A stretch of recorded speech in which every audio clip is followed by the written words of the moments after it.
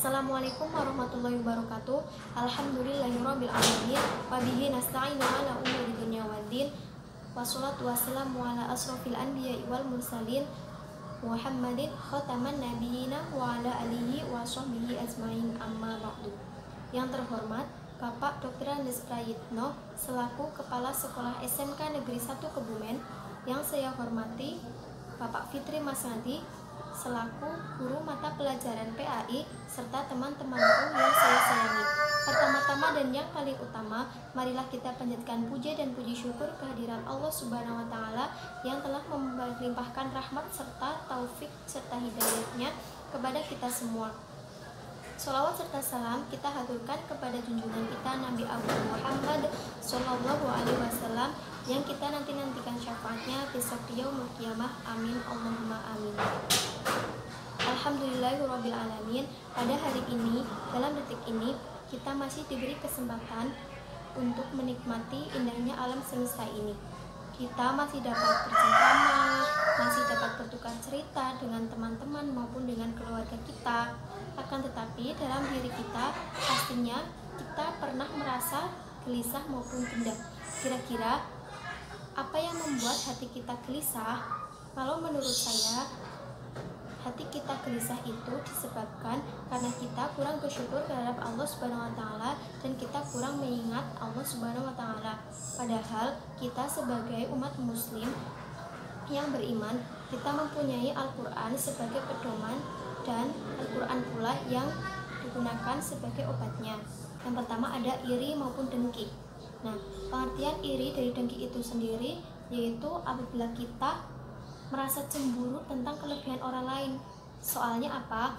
Tidak mungkin seseorang itu cemburu terhadap kita oleh kekurangan yang ada yang kita miliki. Akan tetapi seseorang itu akan cemburu terhadap hal-hal yang lebih dari apa yang kita miliki. A'udzubillahi minasyaitonirrajim. Bismillahirrahmanirrahim. Alladzina amanu wa tasma'innu qulubuhum bi dzikrillah. Ala bi dzikrillahi tasma'innu qulub. Artinya, wahai setiap orang-orang yang selalu mengingat Allah, maka akan tentram hatinya. Ada ungkapan yang menarik yang patut kita pelajari dalam kehidupan sehari-hari. Apa itu? Yaitu ketika kita melihat dunia, maka lihatlah orang-orang yang berada di bawah kita. Dan apabila kita melihat akhirat, maka lihatlah orang-orang yang berada di atas kita. Maksudnya apa? Yaitu kalau kita melihat harta dunia yang bersifat mewah, maka kita lihatlah orang yang berada di bawah kita. Contohnya, kalau kita hanya mempunyai tempe goreng untuk kita makan saat siang hari ini, maka lihatlah kita harus bersyukur karena di luar sana ada banyak sekali orang yang dalam sehari itu terkadang hanya memakan sesuap nasi atau bahkan mereka tidak makan sampai berhari-hari.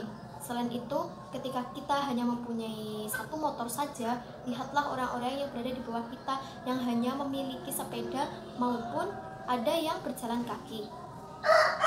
Selain itu, poin yang kedua, apabila kita melihat akhirat, maka lihatlah orang-orang yang berada di atas kita.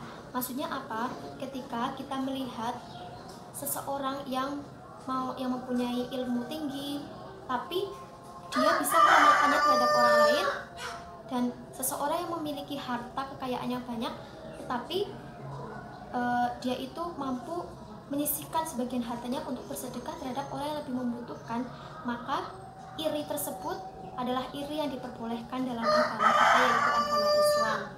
Penyakit hati yang ketiga yaitu adalah suuzon. Apa sih itu suuzon? Suuzon artinya berburuk sangka kepada orang lain. Sifat yang ketiga yaitu dendam atau sulit untuk memaafkan kesalahan orang lain. Ya, memang kita adalah manusia biasa yang punya hati. Pantas saja kalau kita sering merasa tersakiti. Apalagi kalau ditinggal pergi oleh sang kekasih hati, pasti rasanya sakit sekali. Ya apa enggak? Nah, tidak hanya kita kok yang merasakan sakit hati.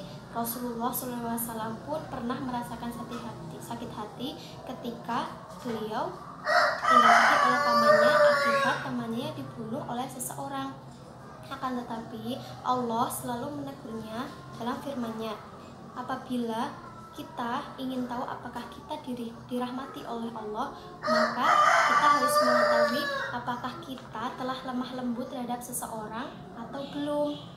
Memang memaafkan itu sulit, akan tetapi pahala yang kita dapat apabila kita memaafkan kesalahan yang orang lain perbuat terhadap kita, maka kita akan mendapatkan pahala yang sangat besar. Demikian penjelasan dari saya, kurang lebihnya mohon maaf. Wassalamualaikum warahmatullahi wabarakatuh.